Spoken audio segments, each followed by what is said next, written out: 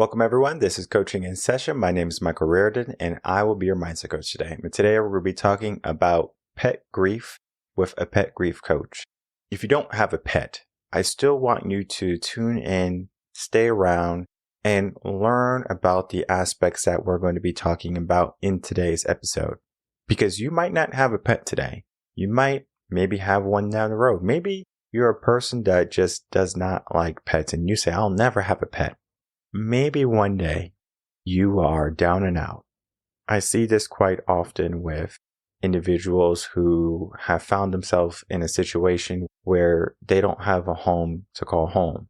They're trying to navigate their daily living situation. What tends to happen is that they find someone to love them. And it's typically not a person. It could be a cat, it could be a dog. It's someone or something. I don't know if you want to consider a dog a person, but it's a living creature that will love you. In life, love, something that we're missing today. In our world, we are quick to hate. We are quick to ridicule. We are quick to detest, to yell and to shout, to belittle. But we're not quick to give a helping hand. We're not quick to give a kind word. We're not quick to show appreciation. We need to learn the aspect of love. And typically, we're not focused on love until we don't have it anymore. And I understand men and women love different, but love is still the aspect of caring and kindness. Now that we have that foundation, what would happen if we knew we had someone that cared and loved us so readily? You know what you would do as a person? You would give yourself your all. I see videos of dads and husbands, and they'll say, this is the reason why I work so hard. Mothers, same thing. This is the reason why I work so hard. You know what that reason is? It's their kids. It's family. Pets can be family too. I know sometimes people don't consider pets family, but that would be maybe 10% of people? That means the majority, 90%, are treating those pets just like family. Christmas time comes, they're getting a gift too. They have a stocking full of bones or a stocking full of treats or food or whatever. I remember even me growing up, when we had the dog at Christmas time, they got a big, huge dinosaur bone. And I actually thought it was from a dinosaur at the time. And I was like, oh, wow, the dog has a dinosaur bone. And the dog would, chew this bone, and very loving. Because we were able to go and take the bone from her and see if she would bite us. And we were always testing the waters as kids, as we were. But she never nipped, never barked, never detested anything we did. It was interesting. Because if I did that to a human, I took their food away, what would happen emotionally to them? They would yell, they would scream, they would shout. They would maybe make me feel a certain way because I made them feel a certain way. Animals don't hold grudges. And if they do it in a very sly way like cats. But what happens when we lose the family member that we loved? Our fur babies, our animals. We go through that process. It's hard. Yeah. We get through that process. Yeah. But many people, they don't truly understand what just happened. They might have just associated that they lost something, but they have also failed to remember all the wonderful things that they gained. Because grief is not only about loss, it can be about what we gain too. And today we're going to be talking about all the nuances of grief when it comes to our pets with a pet loss grief coach, Rachel Shirley. Welcome, Rachel Shirley, to Coaching in Session. How are you doing today? I'm fabulous. How are you? Doing well. Thanks so much for coming on. You are going to be my first guest that has this wonderful coaching personality of you are a pet loss grief coach. And pets are near and dear to my heart. I've had cats, I have had dogs, turtles. I don't think I had a fish, but pets bring something into your life. They teach you how to love. Because when we start to compare our life to their life, our life is going to be decades long versus their life can be maybe a decade or two. And when someone loses a pet that they treat as family, it could be hard, just like losing a loved one. And it's important that we understand the aspect of going through the grieving process when we lose a loved one, which is a pet. And we can also maybe even look at it in the lens of, is it the same as if we lost a human companion? But in your own words, tell the world who you are, what you do, and how you help. Well, thank you so much. And first, I just really want to lift you up. You are doing amazing work. And so I really admire how you're serving in such a great capacity. And thank you for having me on and bringing this topic to light. Definitely. I have been a certified coach since 2006, and I've been coaching in several different capacities throughout my life. And I'm a woman of faith. I really know that God has equipped me to be able to talk about the really hard stuff. And at one point in my life, I personally struggled with alcohol. And by the grace of God, my husband and I, we've been sober for, I don't know, close to 13 years, something like that. I lost count. But I share that with you to just let you know that I did some recovery coaching, and just through my life, God really led me to being able to support people that are in pain and help them move forward. Long story short, I was in the leadership industry, and when COVID hit, I said, I want to change. So I quit and I decompressed and really got grounded and thought, where do I really want to serve now? And found out that pet loss coaching is a thing. And I dove right in. So yeah, I've been doing it since, 2020. Yeah, when COVID hit. Congratulations are in order for you and your husband because it's a huge accomplishment. It's just huge to be able to accomplish something and then to sustain it because we can always have that demon inside of us, that weaker self telling us to go back and to give in. But that temptation, it brings more hardship into the life. When we find a higher self, a higher purpose, and we commit to that, we become more powerful in a sense. It's almost like we can do the things that maybe we believe that we cannot do. And we can even put it in the lens of bear goggles or something like that, or like liquid courage, where if you go to the club or go dancing, and you're maybe not a good dancer, and you're going there, you have a couple of drinks, and now you're Mr. and Mrs. Everything, right? Everyone loves you. And that is your coping mechanism. But today, many people, they don't know how to cope properly. If they lose someone, they lose a job, they go into these negative habits and tendencies. So for you to have gone through that and understand it, you are the best person equipped to help people with the grieving process. Can we look at the grieving process and how it is taught in our world today? Yeah. So, and thank you for that. Thank you for acknowledging that. It really, it was hard work, and you're right. It can be a dependency and a crutch and easy to go to. Alcohol or anything. Mine was alcohol, wine to be specific. And it was like a liquid courage, and it was part of my identity. Behind the scenes, nobody knew that I personally was struggling inside. Like, why can't I stop? Why do I keep doing these things when I know they aren't the best things for me? I want more in life, but I keep going to this. So yeah, thank you for acknowledging that. Grief taught right now, it's really a beautiful process.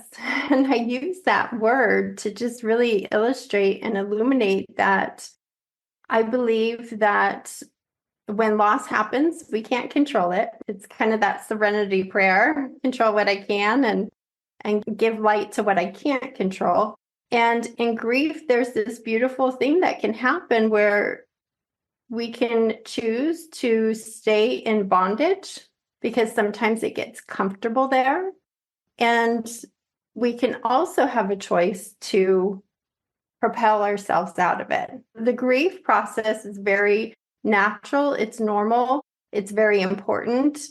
And so what I do is I work with my clients and really giving them that safe place to let their hair down. There's no judgment. We get deep into whatever they're feeling. It could be angry at God, angry at people, all of the emotions that come up. It's really important to acknowledge them and sit with them until it's time to release them. I help people move through the grieving process with healthy coping mechanisms and healthy ways to do it. Because as we just talked about, there are some not so healthy ways to go through grief. There's an aspect also when it comes to dealing with hardship or loss that we can do it by ourselves or we can do it together. And I want to speak with you on the pros and the cons of each, because I'm sure we can look at if we grieve by ourselves, there's maybe some benefits and maybe some not so great things could happen. And then if we work together in a group, the pros and the cons to that, if we can talk about the two, would be great. Yeah. Absolutely. I'll start with the group part. I have had the honor of leading many groups, and it's an honor to do it, most definitely, because it's beautiful. If they're facilitated well, it's a beautiful place where people can really connect and find that they aren't alone in what they're feeling. And it's wonderful to see people when they hear somebody speak and they say, "Oh my goodness, I've been feeling that. I just didn't know how to put it into words." The bond that happens is beautiful, most definitely. I'm a big supporter of community. And when it comes to pet loss, it's really found online. It really is. There are some cities that have some locally, but more than likely, people will find online groups that are brilliant. They're helpful. Most of my clients that I work with prefer the one-on-one. And that's how I work with my clients. Right now, I'm not doing any groups, and I just serve people privately so they can have that safe place to really process, because they're going through some feelings that they never expected.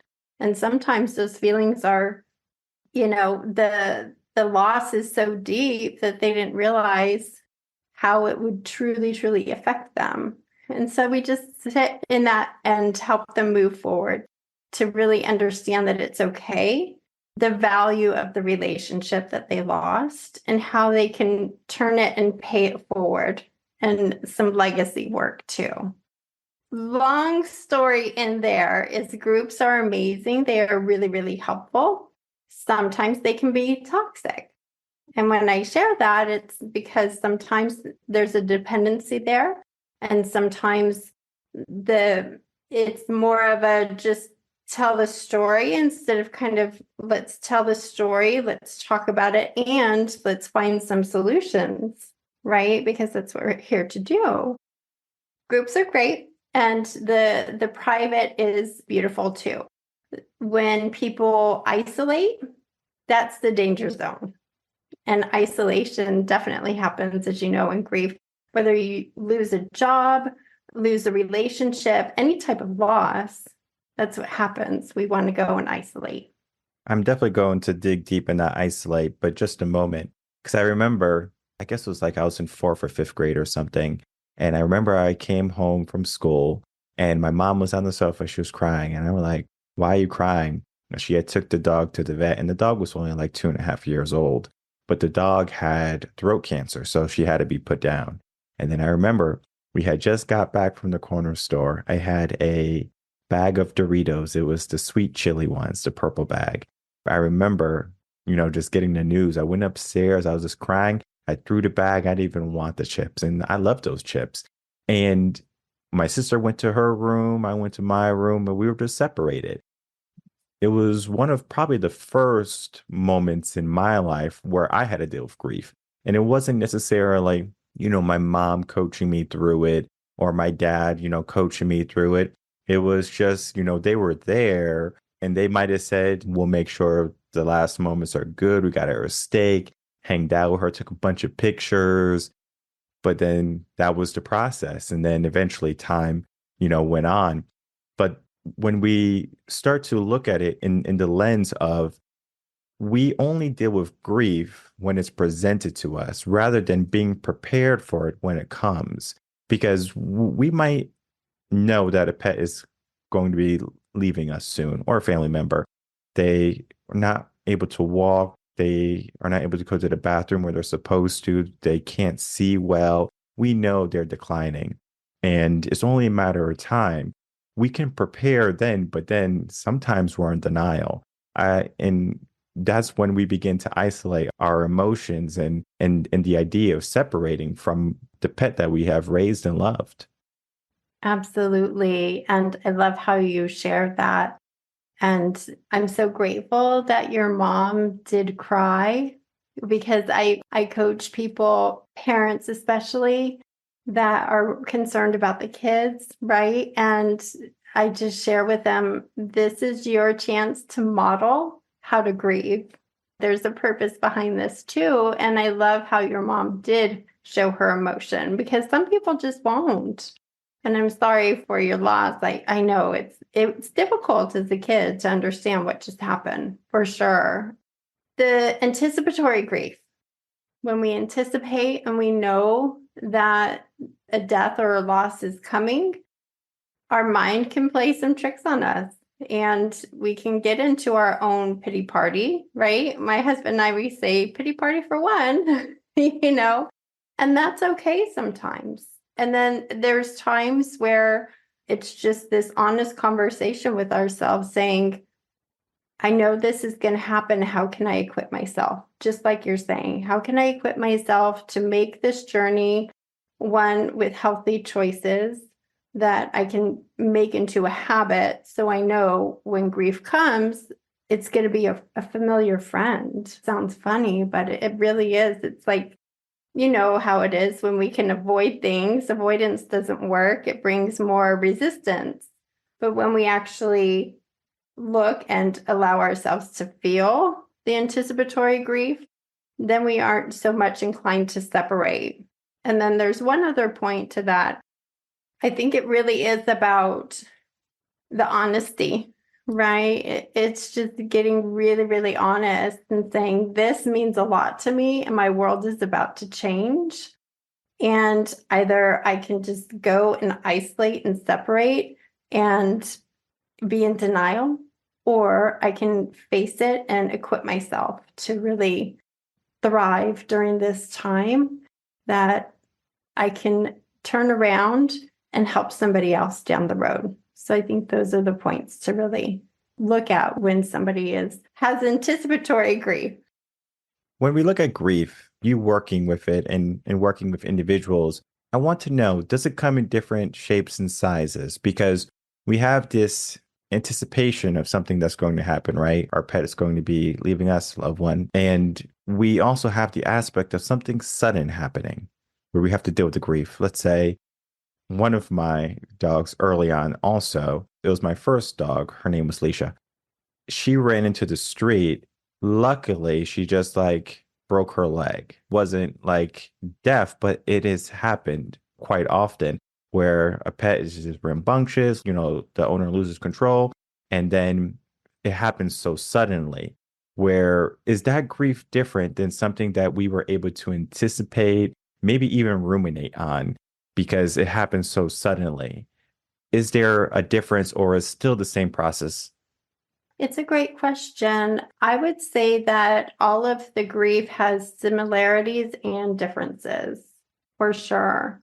The amount that it comes on can vary. When we're in anticipatory grief, I really like to point out to clients that they've been grieving for a long time and they usually feel really exhausted. And I point out, listen, your heart has kind of been preparing and you've been holding your breath for so long. There's this other level of the grief that's exhausting, and there's sometimes some guilt because there's a little bit of relief. And I just really encourage them to say, that's normal. Been through a lot, and your sweet one is now resting at peace and no longer suffering. So of course, you're allowed to have, feel whatever you want to feel. That's one side of it. And then you're right, with the sudden and tragic deaths, it can come on so quickly out of nowhere. And sometimes with that, some denial happens. Some denial, like, okay, did this really happen? It's kind of that out of body experience.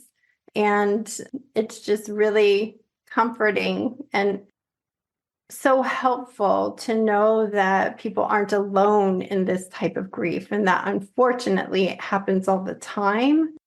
And to be around people that are in similar situations so they can identify most definitely is helpful. But yeah, the grief, there's a lot of similarities, but then there are some differences. And I found that each person has their own unique journey. I just really hold space for them to do it their way. There's no right or wrong way. There's healthy choices and not healthy choices. So there's no real wrong or right way. It's just moving through it instead of staying stuck in it.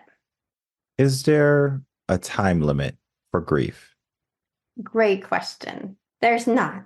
There's not. I see both spectrums. I have clients that are highly, highly successful and have really demanding jobs, and their life is full and full of responsibilities. And I help them really take the time to honor their grief so they don't have to go back to it. It's like, get the work done now so you don't have to come back to it. And it can happen kind of on their own timeline. And then I have other clients that will have a really deep relationship with their sweet one that they lost. And they continue kind of this grieving process. And it's kind of like layers. It just kind of takes time for them. And I always say that time doesn't necessarily heal all wounds, but doing healthy decisions in the time and doing the work, that's when the healing really happens. I personally work with clients. I don't have any packages. I work with them one-on-one, and they can come and go as much as they want to or need to, one session at a time, right? And so I do have some clients that will come for several sessions. I have some that will come for one and then come for a tune-up later if an anniversary happens and they're wanting to share. Yeah, there's no real timeline, but there are some healthy indicators and some not so healthy indicators. They say when someone's going through grief, they lost a piece of themselves, a piece of their soul, mind, heart. And some people, they have an idea in their mind that they can replace a loved one with another loved one. So if they lose a cat, they get another cat. If they get a dog, they get another dog or fish or turtle, whatever it be. But then something happens also. They love them, but then they still miss what they had because they start to think, well, the other dog would do this, and now this dog is doing all this stuff, and this cat is not doing what I love the most about my old cat. It's a bit of, putting off the legacy of our old loved one onto our new loved one that we're trying to build a relationship with, but we're being that roadblock. We're giving ourselves all of these ideas of why you're not perfect or you're great, and it makes it more difficult for us to love them. Yeah, super great awareness. I love it. You are amazing. You really are.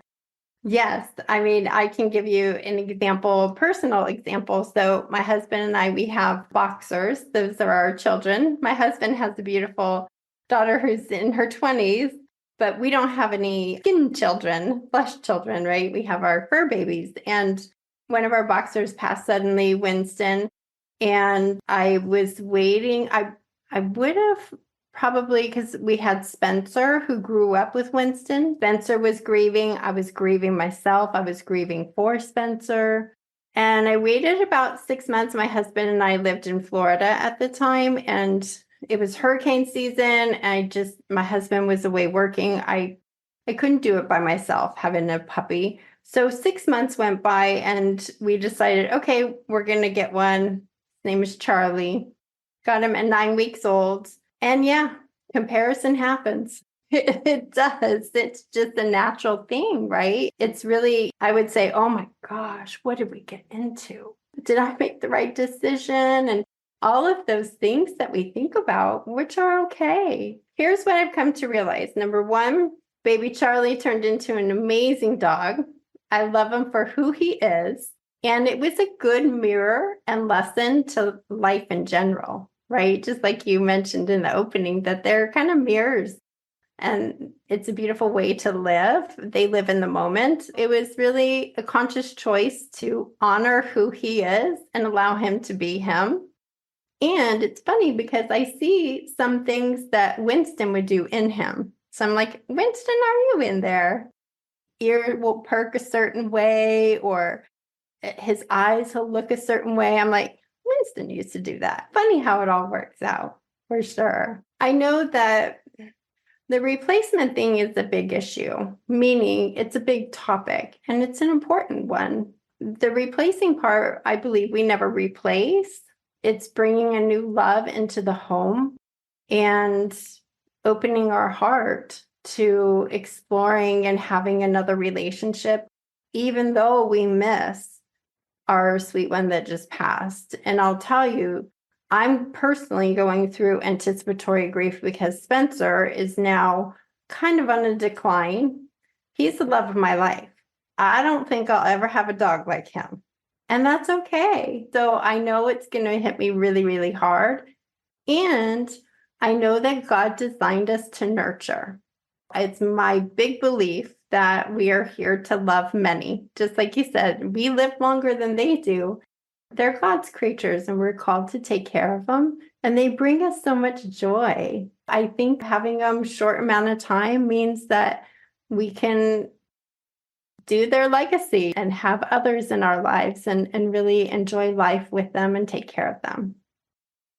I remember when I used to go to the dog park, this was when I was still living in Connecticut, and I have a dog. Her name's Scarlett, and she's 12 right now. And she's a German Shepherd Lab Husky mix. And it's a crazy mix, high energy, everything. So we went to the dog park almost every day. So I was a teacher at the time. When I got off work, we went straight to the dog park for 2-3 hours just to get all the energy out because she knew the next day she was going to be at the house by herself, just kind of chilling, waiting to go to the dog park. And there was a guy at the dog park. He had a golden retriever or like retriever, and he was training, like he was housing the dog and taking it to training to be a service animal. And it was interesting because I would ask him questions because he loved this dog. He owned a grocery store in Shelton, Connecticut. I forget the name of the grocery store.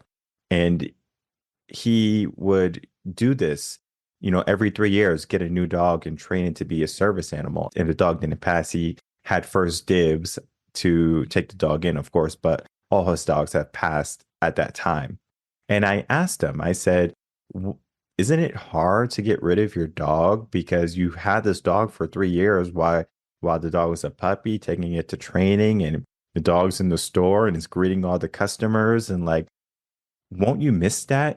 And he says, I used to, but having this situation taught me to love more quickly. And that was so powerful to me because at the time, my dog was maybe 3.5 or something along those lines. I was thinking about, I never want to get rid of my dog. I don't want to relinquish it to anybody. It's my dog. And then so the aspect that they can be those unconditional givers, because we can sometimes have conditions when we love as humans, but no matter what, those animals, they'll come to us when we're sad, when we're happy. Maybe if they're not feeling 100%, they will still put us first, and they teach us how to love. How can we start to love more like animals? Yes, well, I think you just said it brilliantly and such a great illustration with a gentleman that you got to become friends with, and he modeled it. And it made you curious, right? And that's what I think we do is we take the good and we really find how we can do better with it. Yes, it's for ourselves, the love, but it's also, I think, I can't remember how this saying goes. You can be a river or a reservoir, right? We can hold it in. I used to work for John Maxwell, so I think that's one of his sayings. But we can hold it in or we can release and keep it flowing. And you're right, our animals, no matter what they are, dog, cat, horse, anything, their unconditional love, their forgiveness, loyalty, non-judgmental. They stay in the present moment, and they're everything we wish humans would be. It's wonderful to take lessons from them and to be able to have our hearts open just like they do, most definitely, because it is unconditional love. And I love how that gentleman learned to love quickly. We know grief is going to happen, so let's kind of get comfortable with it so we know how to move through it and then pay it forward to other people and roll up our sleeves and help them. I think it's the same way with love. Is we always come to intersections in our life where we have the choice to dig into love, or we can kind of turn our back and have some selfish motives. It really is having that conscious choice of love wins. That's what I believe. I mean, love really does. Love is incredible. And sometimes, yes, there's conditions because they're boundaries, they're healthy boundaries to take care of ourselves and others. Definitely, animals teach us to love, and I think that's our higher calling. I asked all those wonderful questions because I know there's going to be people dealing with these same exact things right now. And pet ownership has been rising over the years. People love animals. People are dealing with this unconditional love, and they're falling in love with it because we have become so secluded as people. We have become very individualistic in our mind. We don't necessarily need to worry about the person who grows our food because we go to the grocery store. We don't need to know our neighbors because we can see what they're doing on social media. We have lost the interaction. So what people generally did was they gravitated toward having a family pet or just a companion. And they definitely damned the day that they have to, bid them farewell. And it's almost a bit of denial that it will happen sometimes because it's almost like we'll be here forever. And even in our life as humans, we don't necessarily look at our deathbed and say, well, that's our future, even though it is our reality. We only look at the positive, the prosperity, and we do have to be real, like it is going to happen. But we do and we should cherish the moments that are good. My final question to you is, how can we start to relish in the moment of our furry friends and today where we're not worried about only the moments when we're going to lose them, but how we can appreciate them right now? Yes, this is a great topic. And somebody just told me, I'm on social media, but not that much, but somebody just told me that there's like this trend going on where people on social media are putting their animals on and talking about anticipatory grief and how, oh my gosh, I love this topic. So I'm grateful that you brought it up. Yes, I might say some funny things, but trust me, they aren't funny, but they might sound funny if you haven't heard them for the first time. So some of your listeners will be like, what is she talking about? I think it's really about anytime that we have fear, which that's what usually anticipatory is, fear of the outcome of what inevitably is going to happen and not knowing when it's going to happen. The biggest thing with fear is I believe that we're scared that we won't be able to handle it. If our mind's eye kind of plays it out and says, I can handle this, I will get resources, I am equipped, and I'm going to enjoy this time now. That's the best way. And I even, talking to Spencer, sometimes I'll cry and I'll tell him, I know that your expiration date is coming quicker than I want. And I just love and appreciate everything that we've done together. And I'm going to do the best that I can to handle my grief in a healthy way when you do pass. And it's just kind of having those conversations because I think if we tiptoe around it, but really there's some healing that happens when we actually talk to our animals in that way and just kind of release it and enjoy the moment. Just like you said, it's so, so important. Yes, there is the reality that they are going to pass, and really equipping ourselves to know where our resources are and to know that, you know what, life is short. and there aren't any guarantees of time. Let's really enjoy the time that we have and do good in the world with it. Beautifully said. And I loved our conversation, Rachel. It's going to be a wonderful listen to anyone who is in a situation like this or going through a situation like this, because we will go through it. But if you're in it right now, it can feel very lonely. How can people find you and begin working with you? Yeah, my website is Rachel, Rachel Shirley, my last name, SHIRLEY.com. And then I just released my book. It's on Amazon, Pet Loss and Divine Healing. And it's a compassionate guide for navigating your devastating loss. So they can just pick this up on Amazon. And I'm only a phone call away. You can just have anybody that wants to, they can hop on my website. My phone number's there. I always have it for my clients 24/7. So yeah. And I thank you for our time. You're doing amazing work, and I'm so honored to be here with you. And I hope we can do this again. Yes, I'm honored to have you as a guest, and I'm going to make it easy for everyone to check out what you're doing to get your book. The links are going to be in the description box below. I encourage everyone to reach out to you, even just to say hi, to get the book, to share the book with anyone who's going through it. I love gifting books to individuals that are going through certain situations because maybe they're not ready to hear what I have to say, but you can always pick up the book when you're ready. You can always pick up the phone, send a message when you're ready. And that's what I love about coaches, that they're always there when you're ready. I want to thank you so much, Rachel, for being a wonderful guest, coming on and talking about your work. Oh, it's my pleasure. It's an honor to know you and to be your friend. All right, everyone. I would like to thank you so much for watching and tuning into that episode with Rachel Shirley and myself. As you can see, a lovely, kind soul. And I just love having wonderful guests come on, talk about their work and the aspect that they're human too, with Spencer, and the aspect that they are aware of what people are going through. Because I find some of the best coaches have gone through it. They understand the feeling. From there, they're able to not only input sympathy and empathy, but an awareness that we might be blindsided to. I always say we have blind spots. And it's important that we navigate through the process of healing and grieving. Because if we just kind of say, well, you know, this happened, this is life. Yeah, sure. It is life. There is a right and wrong way to grieve. I have been on both sides. I have been on the wrong side of grieving. I've been on the right side of grieving.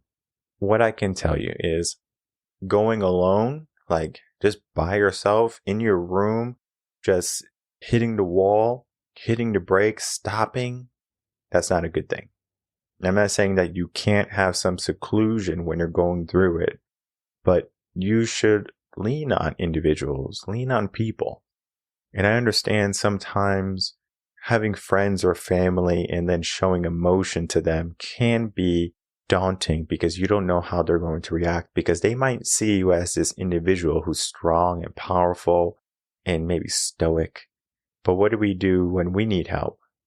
Are we too prideful to ask for help, to ask for a hand, to ask for a shoulder to cry on if we need to?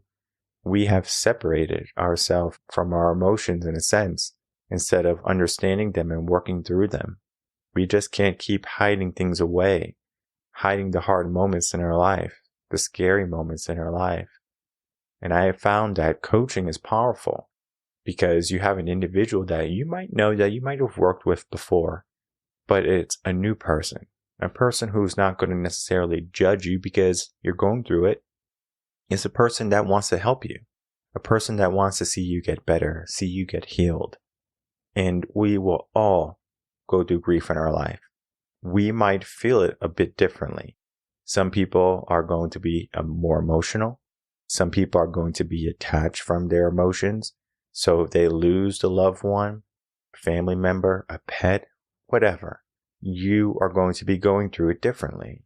But for the individuals that treat their pets like family, that have been with them for years, that you've taken care of, that you have sacrificed for maybe. Because maybe you're like, I want to go to the Bahamas, but I can't go to the Bahamas because I have to take care of the dog. Sacrifice. This is everything that is the embodiment of love and care. One of the things that I am going to do for my kids is that when they're an appropriate age and I know they can take care of an animal, they're going to get their own. All right, this is your animal. You want a turtle, you want a fish, whatever it be. I'm going to allow them to go through the process of loving and caring, because there is a time limit for how much we have to give them in their formative years. So we have to teach them how to be emotionally intelligent in the sense of understanding their emotions and caring their emotions and all of that. It changes as we grow up. But when they're young, they should learn the moral compass. And if they have a moral compass that is harmful and mean, for example, my son right now, he's 1, he'll go outside and pick up an insect. He treats the insect so kind and so loving. You know, he would make sure he doesn't squish it or anything. And he would just give it to me and go, oh, look, you got a bug. But I remember when I was a kid, at some point when I was like smashing ants, and I'm thinking in my head, you know, there are certain bugs that I loved, and like worms, like I would like, oh, look, a worm or a firefly. But then there's certain insects like spiders, for example, right? I don't care about spiders, but certain people hate spiders. Bees, I like honeybees. I wouldn't kill a honeybee. A ladybug, same thing. But I know there's people who are definitely afraid of ladybugs. There's going to be different aspects to what is for you. And I understand that you might not be a dog lover, or you might not be a cat lover, or you might not like certain animals, or heck, you might not like or any animal at all. And maybe you have allergies or something along those lines. You learn something from those animals. And even if it's just a passing glance, if you're at a park and you see someone with their dog, and the dog is, you know, so loving, so affectionate, how they treat kids, they have their own personality. Just the other day, I was at the park with my son, and there was, one of our neighbors was walking his dog, and the dog's off leash, perfectly, trained and everything. And the dog knows how to interact with different children. And this is something that the owner never really taught the dog. It was just, the dog just has a temperament for dealing with certain children. And they can get a good read on the children that they're going to play with. If the kid is timid, I'll hang back. If the kid is rambunctious, the dog will fight and play around a little bit more rough. And I was talking to the owner, and the owner was saying, isn't it amazing how that dog just knows how to interact with each child? It's like a sixth sense. We might think of it as, it's a hindrance to go through this process of loving something and losing something. But 'tis life. We will go in life. We will fail. We will lose things. We will lose loved ones. We will lose jobs. We will lose opportunities. But then we look on the other side. What did we learn? What did we gain? What did we accomplish? From there, we can start to see the silver lining. Yes, if you're going through grief right now, it can be a difficult moment. And I want you to live in it. I want you to appreciate that. It's like the yin and the yang. I always talk about it. You're going to have good. You're going to have bad in your life. We can consider the moment when you lose someone bad, but we cannot forget the good that they have brought. We have to have the balance. Life is balanced. We live and we die. And then there's the aspect of, if in life do you truly live? And I have found that pet owners, they learn how to live a lot better than people who do not learn to love someone else or something else. Because to live only for yourself creates no legacy. It creates no ambition, no fulfillment. And I have clients who come to me when they have accomplished all of these wonderful things in their life, all the money, all the houses and all the cars and everything, but they do not have fulfillment. If you can grieve, you have found some fulfillment in your life. And just because you're grieving, it doesn't mean that you have lost the fulfillment. You're able to have the space now. You have created it for more love in your life. And that is what we need. We need to learn how to love, and we also need to know how to go through those hard moments. So if you are going through a hard moment, I encourage everyone to reach out to Rachel Shirley. Her link is in the description box below, and you can go to her website. You can get her book if you're going through it. A book changed my life when I was going through maybe the deepest grief of my life. That book is for anyone who wants to know it. I already said it on the podcast before. The 10 things to do when your life falls apart.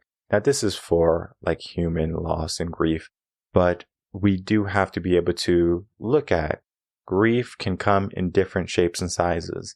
If you're going through a loss of a pet, you need that certain shape, and Rachel's book is going to be that shape to fit that piece that you might be missing right now in your heart and your mind and your soul. So do not let that space just become a gaping chasm of a black hole where you just keep on throwing negativity and creating isolation. Find a way to heal in a healthy manner where you can learn to grow and be a better person because of the situation, rather than demise the situation that you're currently in and the emotions that you're currently feeling. My name is Michael Rearden. I'm a mindset coach. If you have any questions, email me coachinginsession@gmail.com, and I will see everyone on the next episode of Coaching in Session. Until then, everyone take care.